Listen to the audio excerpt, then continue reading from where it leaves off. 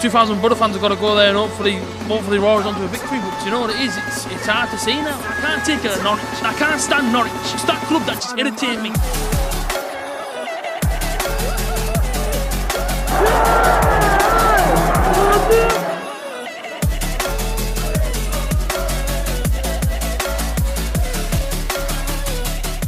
Yo guys, what's going on? We're back to another match preview. Yes, it's the big one. Yes, it's the second time we're going to meet Sunderland this season. Of course, our last time as well. Stadium at Sunday, 12 PM kickoff. I will be there at the stadium inside the away end. I'm absolutely buzzing for it. I cannot wait. It's going to be a great game, I'm sure. In this video, though, I have a couple of Sunderland fans who've actually got their own channel. I'll leave their channel inside the top of the description. Do go check them out. I know the Maccas, but listen, they're actually sound lads, to be fair to them.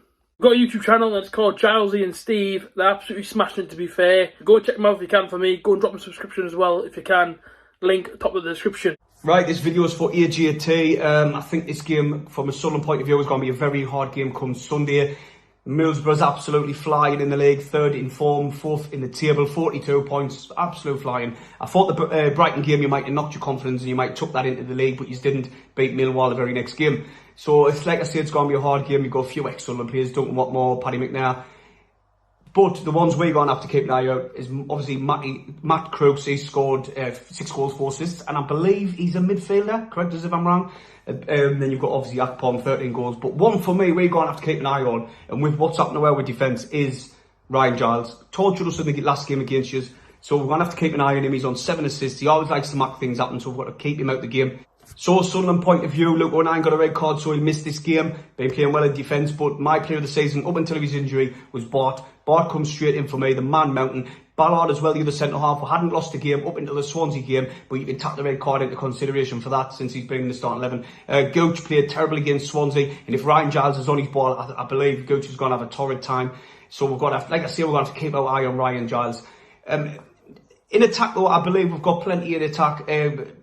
Ahmad, 38 million from Man U, we've got him on loan. He always likes to make things happen. He's just won our Player of the Month award. You've got Clark on the opposite side. On his day, he's always a threat. And Stewart, one of the best strikers in the league.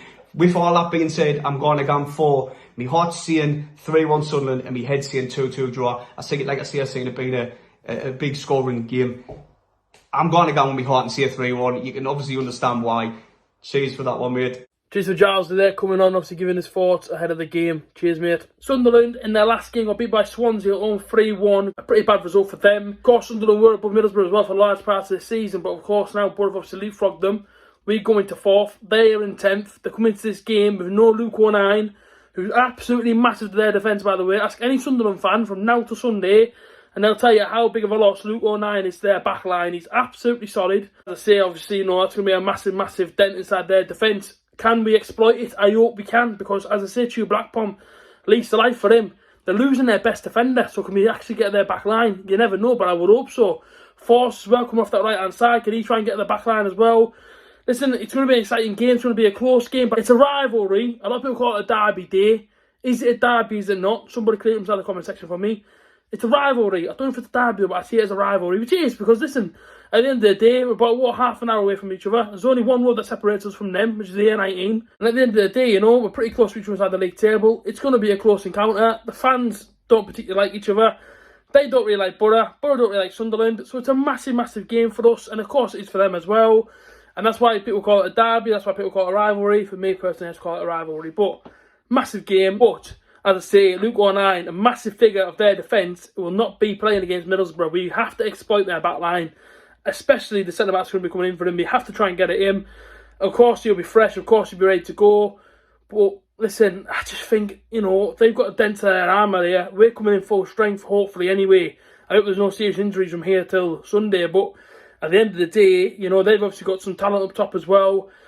Got some fantastic players. That Ross Stewart as well. You've always got to watch out for him. Clark on the left-hand side, another great player. Diallo as well, on the right-hand side. As I say, going forward, Sunderland have got a pretty good team. And scary attack. We've got the same though. Boro's got exactly the same. Mark Force absolutely smashed it this season. Of course, scored last time out for us against Millwall. Our last game was to beat them 1-0. cagey affair. Very, very close game. But of course, Boro obviously managed to score the goal. And obviously keep it tight at the back. That second half was very, very nervy. But listen, you know, we actually grind out the result, which is obviously, you know, brilliant to do. You know, if you've got Stu Blackpool up front, leading goal scorer inside this championship, I believe he's the leading goal scorer. So that's a massive confidence boost for the Boro fans and, of course, for him. And, of course, you know, he always wants to make an impact every single game. We've got one of the best assists inside this division in Ryan Giles on the left-hand side. He's absolutely a fantastic player. He whips the balls in. There's Stu Blackpool to get on the end of them all.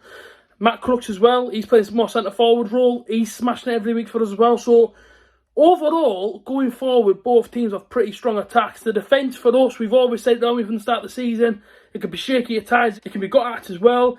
Paddy McNair, of course, ex-Sunderland boy, is obviously playing centre-back at the moment because, of course, Lenihan's obviously injured.